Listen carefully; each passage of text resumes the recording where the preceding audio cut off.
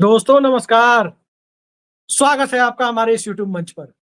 दोस्तों, जिस प्रकार से भारतीय सेना, Indian arm forces, Indian air force जिस तरह से पाकिस्तान के हमले का मुकाबला कर रही है, जिस तरह से भारत का एयर डिफेंस सिस्टम पाकिस्तान के तमाम ड्रोन हमले हो चाहे मिसाइल हमले, हर तरह के अटैक को निरस्त कर दे रहा है, उसको ध्वस्त कर दे रहा है। लेकिन इसके बावजूद भारत सरकार का जो ऑफिशियल स्टैंड है, क्या गोदी मीडिया उस ऑफिशियल स्टैंड को मानने के लिए भी तैयार नहीं है? क्या गोदी मीडिया अब गोदी से उछलकर किसी और गोदी में बैठने के लिए बेचैन हो चुका है? और ये बात मैं इसलिए कह रहा हूं क्योंकि भारत सरकार का जो ऑफिशियल स्टैंड है, चाहे वो स्टैंड सेना की अधिकारी सोफिया कुरैशी और व्योमिका सिंह के द्वारा विदेश विदेश सचिव विक्रम मिस्री के द्वारा जनता के बीच लाया गया हो, चाहे वो स्टैंड रक्षा मंत्री राजनाथ सिंह के द्वारा जनता के बीच या प्रेस के माध्यम से लाया गया हो, वो स्टैंड एक लाइन में यदि डिफाइन किया जाए तो यही है कि भारत ने सिर्फ पाकिस्तान या पाक ऑक्युपाइड कश्मीर के अंतर्गत टेरर कैंपों को, जहां से फिदायीन गति हमले हो रहे थे या जहां टेरर कैंप चलने की सूचना थी, वहीं हमला किया है, कहीं और हमला नहीं किया है। बावजूद इसके जरा गोदी मीडिया के प्रोग्राम और गोदी मीडिया में जिस तरह से उछल कूद आए बाएं साएं भाएं बाएं चल रहा है, उन सब को देखें तो क्या क्या थंबनेल दिख रहा है अलग अलग चैनलों पर। जरा उस पर गौर फरमाए तो अभी मैंने देखा, इस प्रोग्राम को रिकॉर्ड करने के लिए जब मैं बैठ रहा था, तब मैंने एक चैनल के थंबनेल को देखा, आज रात पाकिस्तान का अंत, डोभाल की मीटिंग में हुआ फैसला। भाई, पाकिस्तान के अंत की बात तो भारत सरकार नहीं कर रही। ये गोदी चैनल जिनका पजामा गीला हो जाए एक पटाखा देख करके, एक अशोक गहलोत के यहां से वारंट क्या निकला, एक कौन खोपड़ा है या क्या है, एक रिपोर्टर है, एक एंकर है, वो राजस्थान में डर के मारे नहीं गया, यूपी छोड़ा नहीं, लेकिन वो नोएडा के गोदी मीडिया चैनलों के एंकर दिन रात जिस तरह से फेक न्यूज फैला रहे हैं, उस पर अंततः भारत सरकार को एडवाइजरी जारी करनी पड़ी है। और एडवाइजरी जो जारी की गई है, वो एडवाइजरी मैं आपको बताऊं कि क्या एडवाइजरी है। उस एडवाइजरी पर आप नजर डालें, हमारी स्क्रीन पर भी वो एडवाइजरी आप देख सकते हैं, 2 पन्नों की है, जिसका संक्षेप में तर्जुमा यदि मैं करूं तो यह है कि सभी मीडिया चैनलों, डिजिटल प्लेटफॉर्मों और लोगों को सलाह दी जाती है कि वे रक्षा अभियानों की लाइव कवरेज या रियल टाइम रिपोर्टिंग और सुरक्षा बलों की आवाजाही दिखाने से बचे। ऐसी संवेदनशील या सूत्र आधारित आधारित जानकारी खतरा पैदा करती है। ये सूत्र आधारित जानकारी दे रहे हैं, सूत्रों के हवाले से ये हो गया जैसे कोई राजनीतिक खबर हो। राजनीति में हर पार्टी में सबके सूत्र होते हैं, वो दिखाइए आप। लेकिन राजनीति से इतर जाकर के ये दिखा देना और चैनल पर कह के भारत सरकार को दुनिया के सामने बदनाम करना, क्या इसके लिए कोई केस मुकदमा होगा? क्या सरकार कोई मुकदमा करेगी यहाँ के गोदी चैनलों पर? या गोदी से उछलकर क्या पाकिस्तान की गोदी में जाकर बैठ गए हैं? जो हालात हैं, जरा इनके थंबनेल को देखें, जो भारत सरकार को नीचा दिखा रहे हैं, उनके थंबनेल को यदि मैं पढ़ के सुनाऊं। एक थंबनेल है, इस्लामाबाद पर कब्जा हुआ। अब बताइए, इस्लामाबाद पे कब कब्जा कर लिया गया? कब भारत सरकार ने कहा कि इस्लामाबाद पे कब्जा करना है? साफ कह रही है सरकार कि हम सिर्फ टेरर कैंपों को ध्वस्त कर रहे हैं। दूसरा थंबनेल, एक चैनल का दूसरा प्रोग्राम आपको बताता हूं, भारतीय सेना पाकिस्तान में घुस गई। भाई, लगातार सरकार और सेना इस बात से इनकार करती रही है, क्यों भद पिटवा रहे हो देश की भी और सरकार की भी? इस तरह का झूठ बोलने से बचो। तीसरा थंबनेल मैं आपको बताता हूं, कराची पोर्ट पूरी तरह से तबाह हुआ। ये बात कहीं भारत सरकार ने नहीं कही है, न सेना ने कही है, लेकिन इन गोदियों के कॉरेस्पॉन्डेंस पता नहीं कहां है। क्या वहां भी कोई गोदी है या सीधे सीधे उन्हीं की गोदी में बैठ गए हैं जो इस तरह की बातें कर रहे हैं? और आगे, भारत में फिदायीन हमला हुआ। अब बताइए, भारत पर कौन सा हमला हुआ? जो हमले उधर से करने की कोशिश हो रही है, वो तो सेना वहां की कर रही है। स्वाभाविक है, क्योंकि मिसाइल सेना के कंट्रोल में है, ड्रोन उनके कंट्रोल में है। फिदायीन हमला कब हुआ? और जो कर रहे हैं उन सबको बीच रास्ते में ही ध्वस्त कर दे रही है यहाँ का एयर डिफेंस सिस्टम। उसके बाद पाकिस्तानी आर्मी चीफ गिरफ्तार हुआ।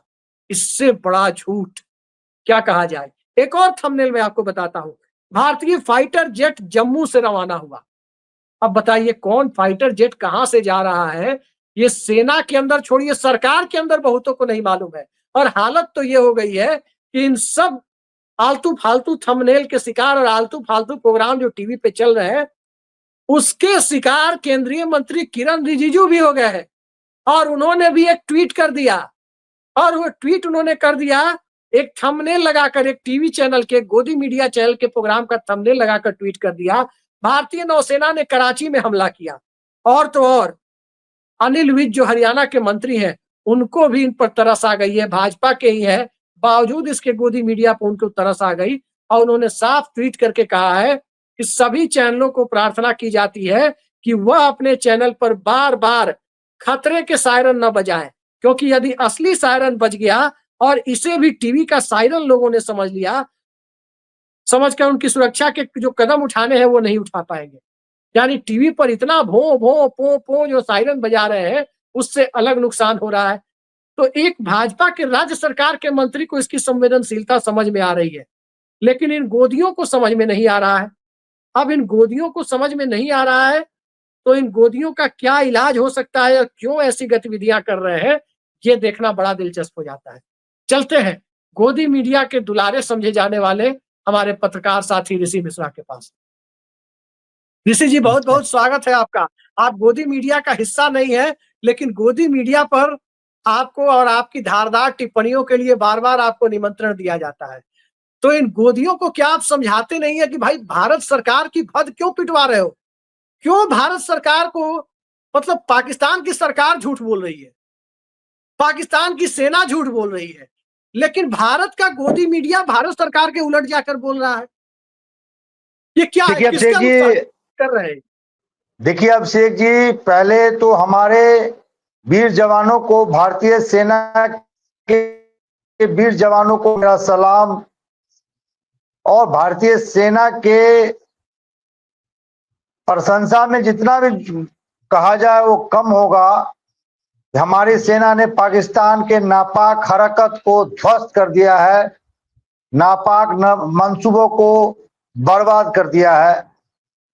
लेकिन जिस प्रकार से कुछ मीडिया संस्थानों के जो एंकर हैं, टीआरपी के चक्कर में, ये मामला सिर्फ टीआरपी का है। टीआरपी के चक्कर में कौन किससे आगे है, कौन किससे आगे बढ़कर खबर बताने की जो होड़ है, उसमें आप जो देश का जो पोजीशन है, हिंदुस्तान का जो पोजीशन है, ऑफिशियल स्टैंड है, उसको भी आप क्रॉस कर जाते हैं। कई ऐसे खबर है जिसको बाद में सेना ने ही कंडेम किया है, सेना ने ही कहा है कि ऐसी कोई बात नहीं है। जैसे कल देर शाम जो खबर चली कि फियादीन अटैक हुआ है, जिसको सेना के प्रवक्ता ने कहा कि इस प्रकार की कोई भी घटना नहीं हुई है। कई ऐसे खबर आपने देखा, बड़े बड़े जो संस्थान है, मीडिया संस्थान है, जिन्होंने एक खबर चलाई कि हिंदुस्तान की जो सेना है पाकिस्तान के टेरिटरी में प्रवेश कर चुकी है। बाद में पता चला कि ये खबर सही नहीं है। तो तमाम ऐसे जो हिंदुस्तान का जो ऑफिशियल स्टैंड है या हमारे सेना का जो ऑफिशियल स्टैंड है, उसको भी क्रॉस करते हुए नजर आ रहे हैं। तो कहीं ना कहीं जो हालात पाकिस्तान मीडिया का है या पाकिस्तान की सरकार का है, अब देखिए पाकिस्तान के रक्षा मंत्री ये कहते हैं कि हमने हिंदुस्तान के इस फाइटर प्लेन को मार गिराया। जब उनसे पूछा गया कि आपके सोर्स क्या है, तो सोशल मीडिया। अब ये हंसी का जो पात्र पाकिस्तान के रक्षा मंत्री बन रहे हैं, वही हंसी के पात्र हमारे हिंदुस्तान के कुछ जो मीडिया संस्थान हैं, कुछ जो गोदी मीडिया एंकर हैं, अपने टीआरपी के चक्कर में, अपने पॉपुलैरिटी के चक्कर में, अपने व्यूअरशिप के चक्कर में देश का जो पोजीशन है, हिंदुस्तान का जो पोजीशन है, हमारे सेना का जो पोजीशन है, उसको कहीं ना कहीं डाइल्यूट करती हुई नजर आ रही है। जी अभी आप जो कह रहे हैं, अब मतलब थंबनेल आप देख के आपको हंसी आएगा। पाकिस्तान में घुसी भारतीय सेना, हम कॉपीराइट का मामला है दिखा नहीं सकते, दर्शक सोशल मीडिया में देख रहे हैं। पाकिस्तान की राजधानी इस्लामाबाद पर कब्जा, जम्मू एयरपोर्ट से उड़े भारत के फाइटर प्लेन। और एक तो रिपोर्टर को मैंने देखा कि जैसलमेर के इलाके में वो ऐसे भागते हुए रिपोर्टिंग कर रहा है जैसे लगा कोई गोला उसी के पास आकर गिर रहा है, जबकि एक भी पाकिस्तान बॉर्डर क्रॉस करके कोई भी गोला उधर से, कोई भी ड्रोन उधर से गिर नहीं पाया है। एयर डिफेंस सिस्टम S-400 अवाक्स ये सब बहुत बेहतरीन काम कर रहे हैं। अंततः रूस के साथ जो सौदा हुआ था तकरीबन 14-15 साल पहले, वो डिफेंस सिस्टम बहुत देखिए एंटनी के टाइम हुआ था, बहुत बेहतरीन काम कर रहा है। अब सवाल ये उठता है कि जो ये दिखाया जा रहा है टीवी पर, क्या इसको बैन नहीं करेगी सरकार? राष्ट्रद्रोह मानते हुए कुछ चैनलों को बंद किया गया। 4 PM उसका एक निशाना है। मुझे नहीं पता कि प्रसून वाजपेयी के चैनल के साथ क्या हुआ, लेकिन सत्ता से सवाल पूछे तो ये तमाम एंकर काव काव झाव झाव करने लगते हैं। और देखिए आपको अभिषेक जी, जानकर हैरत होगी जी, आपको जानकर हैरत होगी कि सत्ता से सवाल पूछने पर ही एंकरों को ही ज्यादा मिर्ची लगती है। आज मैंने देखा है कि एंकर ने ट्वीट किया था और उस ट्वीट में उसने विपक्ष के जो लोग कह रहा है कि अब किसी को सबूत भी चाहिए क्या, अब बताइए, ये हालत है। और उल्टे सीधे काम कर रहा है सब। क्या आपको लगता है किस प्रकार की परिस्थितियां इस देश में बनी हुई है कि गोदी मीडिया नियंत्रण में नहीं है? गोदी मीडिया अनाप शनाप आए बाएं साएं चला रहा है और पूरे देश ही नहीं दुनिया में भारत की छवि को खराब कर रहा है। प्रेस फ्रीडम इंडेक्स में 151वें नंबर पर है, 150 में भी नहीं है टॉप। देखिए प्रेस और मीडिया जो है लोकतंत्र का चौथा स्तंभ है, और लोकतंत्र के चौथे स्तंभ का सही मायने में काम यह है कि सरकार को जो दायित्व दिया गया है या जिस पार्टी को हमने सत्तासीन किया है, यदि वो अपने कर्तव्य में, अपने कर्तव्य निष्ठा को पालन करने में सफल नहीं है, तो उनको आईना दिखाने का काम मीडिया संस्थानों का है, पत्रकारों का है, प्रेस का है। और मैं इस बात से सहमत हूं कि पहलगाम में जो घटना हुई उसकी जिम्मेवारी आने वाले दिनों में तय होनी चाहिए।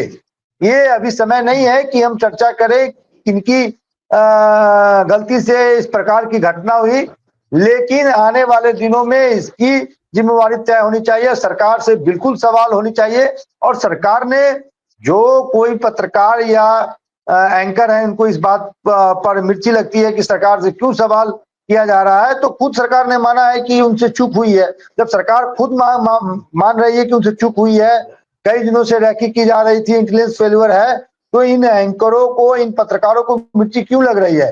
क्योंकि जो लोग मरे हैं वो हमारे भाई हैं। हिंदुस्तान के 26 लोगों को काराना अंदाज में पाकिस्तान के भेड़ियों ने मार गिराया पहलगाम में। पहलगाम एक बड़ा पब्लिक स्पॉट था, वहां सुरक्षा की व्यवस्था क्यों नहीं थी? सवाल आज के विषय को लेकर है कि मैं तमाम मीडिया संस्थानों के उन बड़े पत्रकारों से हाथ जोड़ के करता हूं कि हिंदुस्तान का जो ऑफिशियल स्टैंड है उसको ही रखें। ये सूत्रों के आधार पे ये जो खबरें चलाई जाती है, टीआरपी के चक्कर में आप 2 कदम आगे बढ़ के ऐसे खबरों को आम जनता के बीच में परोस रहे हैं जो तथ्य से परे है। तो ऐसे चीजों से बचना चाहिए। जिस प्रकार से मैंने शुरू में ही कहा, पाकिस्तान के रक्षा मंत्री, आप बताइए कि पाकिस्तान के रक्षा मंत्री ऐसे ये देखिए किरण रिजिजू भी फंस गए थे इस चक्कर में, और किरण रिजिजू ने ट्वीट कर दिया था एक चैनल का थंबनेल उठाकर।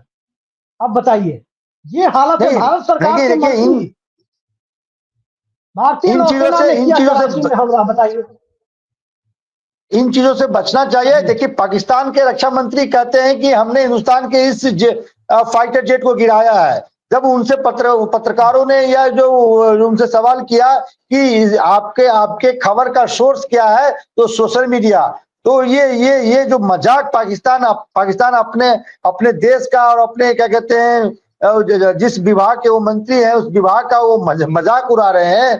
तो ऐसे हरकतों से हमारे पत्रकारों को भी बचना चाहिए और तमाम नेताओं को भी बचना चाहिए। और मैं तो सेना ने एडवाइजरी जारी की है कि रियल टाइम फुटेज आप सोशल मीडिया पे न डालें। आसपास के क्षेत्रों में यदि कोई फ्लाइट या प्लेन गुजर रहा है, एयरक्राफ्ट गुजर रहा है, तो उसको रिकॉर्ड करके सोशल मीडिया में न डालें। सेना का कोई मूवमेंट है, पत्रकारों की भी जिम्मेवारी है कि जहां से आप लाइव हैं वहां के पोजीशन न बताएं, सेना कहां से मूव कर रही है, कहां से अटैक कर रही है, क्या रणनीति है। टीआरपी के चक्कर में हाथ जोड़ के निवेदन है कि आप इस प्रकार की खबरों को न रखें।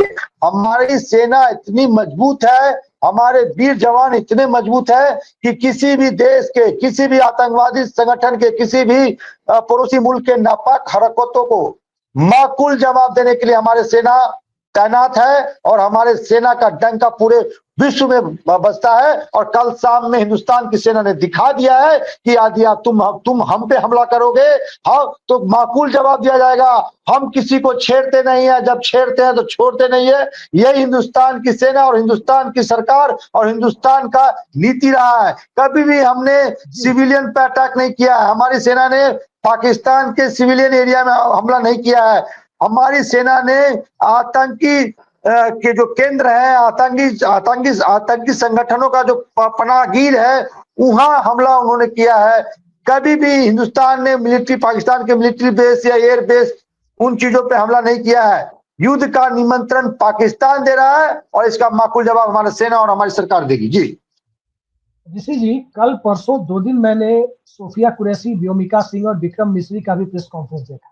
राजनाथ सिंह ने भी प्रेस से बात की, वो भी देखा। और फिर गोदी मीडिया का थंब को भी देख रहा था टीवी पर। मुझे लगा कि या तो सोफिया कुरैशी, राजनाथ सिंह, व्योमिका सिंह और विक्रम मिश्री यही गलत बोल रहे हैं, या फिर जब वो सही बोल रहे हैं तो गोदी मीडिया पक्का झूठ बोल रहा है, क्योंकि दोनों की बातचीत एकदम अलग डायरेक्शन में थी। मुझे लगा कि भाई, ये गोदी मीडिया छोटी बीमारी नहीं है, ये कैंसर से ज्यादा बड़ी बीमारी है। अब एक छोटा वाक्य आपके सामने मैं रखता हूँ। भारतीय मीडिया की स्थिति आप जानते हैं, खासकर ये गोदी मीडिया जिसे कहते हैं उसकी स्थिति आप जानते हैं। एक बार चीता आया था, अब चीता किस हालात में कोई नहीं पूछ रहा है। और कुछ एंकरनिया ऐसे हैं जो चीता की ड्रेस पहन के आके रिपोर्टिंग कर रहे थे, चीता के कलर का ड्रेस पहन के। वे खुद ही चीता बने हुए थे। चीता कहां से आया, चीता क्या खाया, चीता कैसे सोया, चीता किससे बात कर रहा है, चीता को प्रधानमंत्री छोड़ने गए, चीता कम प्रधानमंत्री ज्यादा दिखाया जा रहा था। अब बताइए, उसके बाद किसी ने चीता की सुध भी नहीं ली, कितने बचे कितने मर गए, किसी ने सुध नहीं ली चीता की। और गोदी मीडिया की और हालत आपको बताऊं, एक है सो कॉल्ड स्वनाम धन्य एंकरनी, बेइज्जती करवाने में उनकी महारत है। पटना में भी जाकर बेइज्जती करवाई थी, वहां लोगों ने हाय हाय के नारे लगा दिए। और एक इंडियन फॉरेन सर्विस के सेकंड अफसर के कमरे में वो चली गई थी, तो वहां से उनको किसी तरह से उस महिला आईएफएस अधिकारी ने बाहर जाने को कहा था, वो आपने देखा ही होगा। एक एंकरनी को तो सिक्योरिटी लेकर चलनी पड़ रही है, और वो एंकरनी किसान आंदोलन में सिक्योरिटी वालों ने उन्हें बाहर निकाला था। ये हालत भाई, आपका आवाज स्पष्ट नहीं। सिक्योरिटी, जी, कोई पत्रकार ऋषि जी अगर सिक्योरिटी लेकर चलने पर मजबूर होता है, इसका मतलब वो पत्रकारिता निष्पक्षता के साथ नहीं कर रहा। क्या लगता है ये गोदी मीडिया अब और आगे कहां जाएगा? देखिए, कुछ ऐसे लोग हैं, लेकिन कुछ ऐसे लोग भी हैं जो अपने प्राणों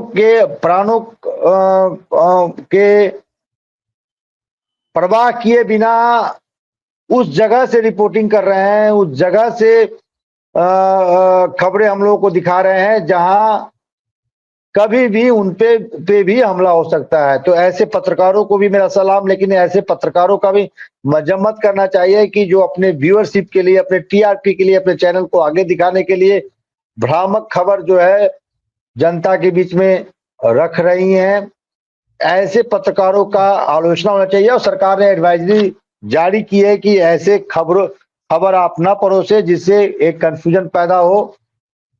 और मेन स्ट्रीम मीडिया, देखिए हमारे मीडिया तो को जिम्मेवार होना चाहिए। देश अभी संकट से गुजर रहा है, देश में ऐसी परिस्थिति डेवलप हुई है, तो हमारे जो तमाम बड़े मीडिया संस्थान हैं उनको गाइडलाइन जारी करना चाहिए। तमाम जो चैनल के जो बड़े पद पे आसीन है, अपने एंकरों को एक मीटिंग लेना चाहिए कि इस प्रकार की खबर आप न परोसे जिससे हिंदुस्तान और हमारे सेना का जो स्टैंड है सेना के स्टैंड से मिलता जुलता नहीं। जी, अभी मैं देख रहा हूँ एक एनिमेटेड हेलीकॉप्टर बना दिया गया है, उसमें एंकर को बिठा दिया गया है, एक महिला एंकरनी को, और वो वहां से ऐसा लग रहा है जैसे वहीं से रिपोर्टिंग कर रही है।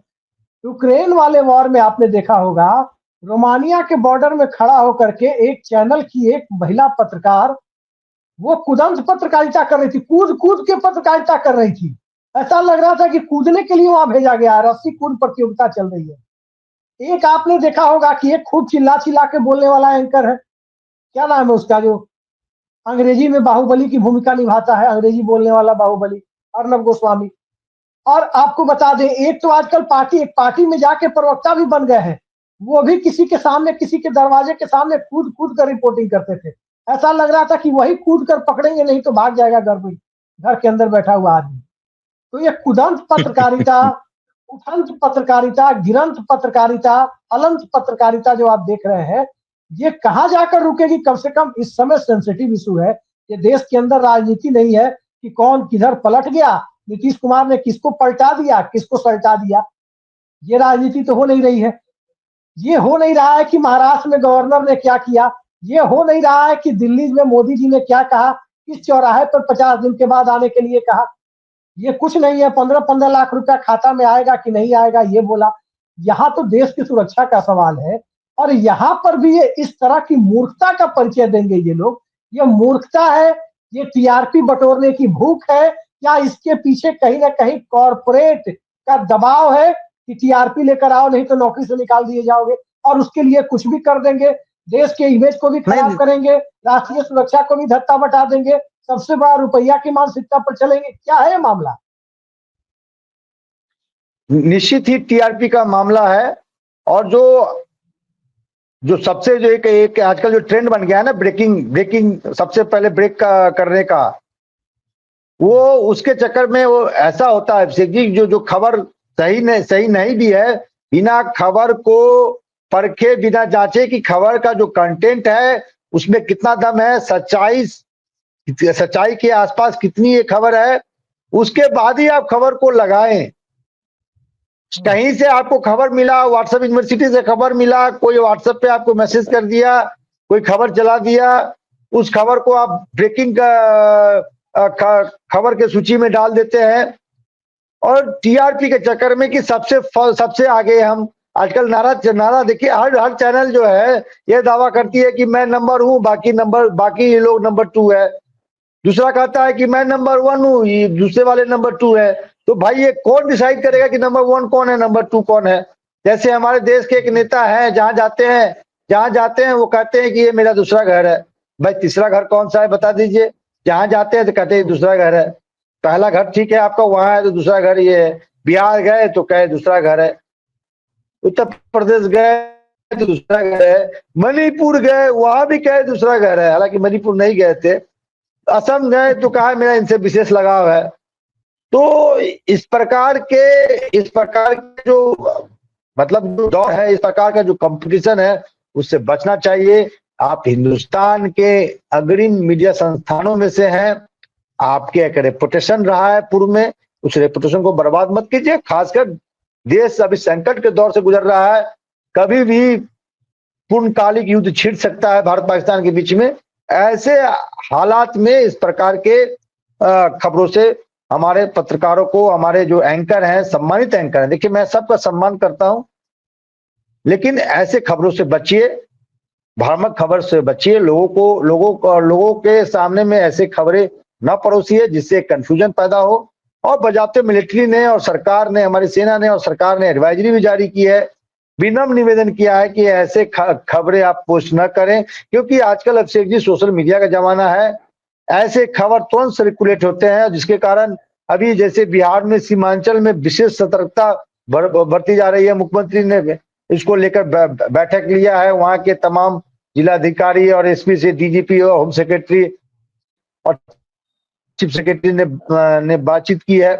तो ऐसे जो खबर तुरंत सर्कुलेट होते हैं और उससे लॉ एंड ऑर्डर की जो पोजीशन है, स्थिति है, कमजोर होती है। तो प्लीज मेरा आपसे निवेदन है, हिंदुस्तान के तमाम लोगों से निवेदन है, पत्रकारों से निवेदन है, मीडिया संस्थानों से निवेदन है कि जो सरकार का ऑफिशियल स्टैंड है, हमारे सेना का ऑफिशियल स्टैंड है, उसी को रखें। ऐसी खबरों को न रखें जिसका पुष्टि आप खुद नहीं करते हो। जी बिल्कुल सही कहा ऋषि जी आपने। और मेरी ये भारत सरकार को सलाह ये है कि इन लोगों को कुदंत पत्रकारिता करने और ब्रेकिंग न्यूज देने, कूद फान कर न्यूज देने का बहुत शौक। अभी तो ये देश का नुकसान कर ही रहे हैं। देश का नुकसान पहले से कर रहे थे, अब देश की सरहदों का भी नुकसान कर रहे हैं। राष्ट्रीय सुरक्षा के मुद्दे पर भी इन्हें टीआरपी की सूझ रही है। पाप बड़ा न भैया, सबसे बड़ा रुपया, वही इनका फिलॉसफी है। और इसलिए सबसे बड़ी सलाह मेरी यही है, इंडिया गेट को कल मैंने देखा कि खाली करा लिया गया, और इस सेंसिटिव मौके पे इंडिया गेट को खाली करा भी लिया जाना चाहिए था। जितने गोदी एंकर है, दिल्ली में टेम्परेचर भी शायद 40 डिग्री के आसपास पहुंचा हुआ है, बॉर्डर पर जाने के लिए इतने उतावले हैं, कूद फान कर रहे हैं। 4 किलोमीटर का सर्कल है, 6 राउंड इनको कहा जाए कि 20 मिनट में 6 राउंड दौड़ लगाइए इंडिया गेट के सर्कल में, और तब आपको देखा जाएगा कि आप फील्ड में जाकर के तमाम गोदी एंकरियों को कि 6 राउंड लगाए 20 मिनट में, 24 किलोमीटर, 4 गुना 6 24 किलोमीटर, और 6 राउंड इनको दौड़ाया जाए और फिर दौड़ा कर देखा जाए कि ये फील्ड रिपोर्टिंग के लायक है या स्टूडियो में बैठ करके ये खाली बंदूक, खाली कारतूस यहाँ बैठ करके दागने के लायक। क्योंकि जितना नुकसान ये कर रहे हैं, चर्बी इनको ज्यादा चढ़ गई है। अब कोई कभी बुलेट पर लेकर रिपोर्टिंग करने निकल जाता है, अपने पीछे कोई भोजपुरी गायक को बिठा लेता है, और इस तरह की रिपोर्टिंग जो आजकल चल रही है, कोई किसी विपक्षी नेता को कुछ कह दे रहा है। ये अनोखा अनोखा जो खेल चल रहा है ना, इससे बेहतर है कि सरकार एडवाइजरी नहीं बल्कि स्ट्रिक्ट एक्शन ले। आज यूट्यूबरों के चैनल बंद कर दिए जा रहे हैं। क्या गलती की थी 4 PM में? बिना कोई नोटिस दिए 4 PM को बंद किया गया, जैसा 4 PM का मैनेजमेंट दावा करता है। आखिर क्या कौन सा देशद्रोह का काम किया था 4 PM ने, ये कभी बताया गया? या किसी और चैनल ने, पुण्य प्रसून वाजपेयी का चैनल मुझे नहीं पता किस वजह से बंद है, लेकिन उनके चैनल 5 मिलियन के करीब उनके सब्सक्राइबर थे, उनके चैनल बंद कर दिए गए। जो हालात बने हुए हैं, जो असल में देशद्रोह कर रहे हैं, जो असल में देश का नुकसान कर रहे हैं, भारत सरकार के ऑफिशियल स्टैंड को सीधे सीधे धत्ता बता रहे हैं, क्या उन पर कोई कार्रवाई नहीं होगी? और सरकार के ऑफिशियल स्टैंड को धत्ता बताकर ये कहना कि भारतीय सेना पाकिस्तान में घुस गई, क्या ये नई जो भारतीय न्याय संहिता लागू हुई है, BNS, IPC की जगह पर आई है, इंडियन पिनल कोड की जगह पर, क्या इसके अंतर्गत इसे देशद्रोह नहीं माना जाना चाहिए? इससे बड़ा देशद्रोह देखिए मेरे अभिषेक हिसाब से जी, कुछ नहीं हो सकता। देखिए जो ये मैं लोग इसमें कर क्या, रहे हैं। जी, मैं ये कहना चाहता हूं कि जैसे एक खबर चला रही है कि भारतीय सेना ने भारतीय सेना ने पाकिस्तान के जो बॉर्डर है उसमें पाकिस्तान के हिस्से में घुस के हमला कर रही है। ऐसे खबरों को पाकिस्तान जो है जो जो अमेरिका है, UN है, वहां इन चीजों को रखेगा। जबकि भारत का जो ऑफिशियल स्टैंड है कि हम न मिलिट्री बेस पे हमला कर रहे हैं पाकिस्तान के, न एयर बेस पे हमला कर रहे हैं, हम उन आतंकी संगठनों का जो केंद्र है जहां आतंकी पनाह ले रखे हैं, हमारे पास इनपुट है, वहां पे हम हमला कर रहे हैं। सिविलियन को छेड़ा नहीं जाएगा, सिविलियन पाकिस्तान के सिविलियन का हम सम्मान करते हैं, हम आतंकियों को ढूंढ ढूंढ के मारेंगे। सिविलियन पे भारत, देखिए भारत का जो मिलिट्री है, भारत की सेना है, प्रोफेशनल सेना है, पूरे वर्ल्ड में हमारे सेना का एक सम्मान है, और हिंदुस्तान की सेना का तुलना पाकिस्तान की सेना से हो ही नहीं सकता है। देखिए पाकिस्तान की सेना को देखिए, कल जो उन्होंने हमला किया, तमाम हमारे मिलिट्री जो सेंटर है, एयर बेस है, उस पर हमला किया, जबकि भारत इससे पूर्व में जो रिएक्शन दिया था वो उन आतंकी संगठनों के जो केंद्र है उस पर भारत की सेना ने हमला किया। और पाकिस्तान की नापाक हरकत देखिए। तो जो भारत का ऑफिशियल स्टैंड है, भारत का ऑफिशियल स्टैंड ये है कि हम पाकिस्तान के उन आतंकी संगठनों पे आगे भी हमला करेंगे, उस केंद्र पे आगे भी हमला करेंगे। भारत का ऑफिशियल स्टैंड ये है कि हम मिलिट्री कैंप या एयर बेस जो पाकिस्तान को, उस पर हमला नहीं करेंगे, सिविलियन एरिया में हमला नहीं करेंगे। लेकिन हमारे गोदी मीडिया इस प्रकार की खबर चला रही है जिसका उपयोग जो है आने वाले दिनों में पाकिस्तान करेगा कि देखिए हिंदुस्तान के मीडिया संस्थानों ने ये खबर चलाई थी। तो ऐसे फॉल्स न्यूज से बचे, और जो भारत का जो गाइडलाइन है, हिंदुस्तान सरकार की गाइडलाइन है, सेना का जो गाइडलाइन है, उसको फॉलो करें। जी बिल्कुल बिल्कुल, आपने सही कहा।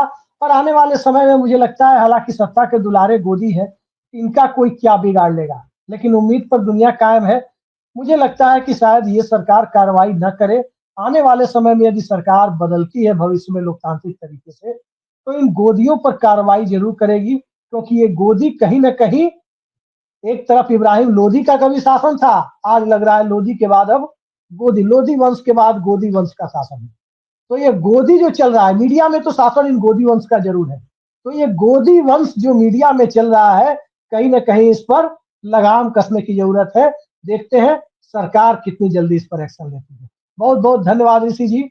और इस प्रोग्राम के बाद मुझे लगता है कि ये गोदी चैनल पर आप रोज बैठते हैं, कहीं ना कहीं आपसे सब सवाल जरूर पूछेंगे, आपका पेमेंट जरूर डिले करेंगे कि अच्छा अभी तो 3 महीने में देते होंगे सब, कहीं 6 महीने 9 महीने लगा दें आपका पेमेंट देने में। बहुत बहुत धन्यवाद ऋषि जी आपका, धन्यवाद।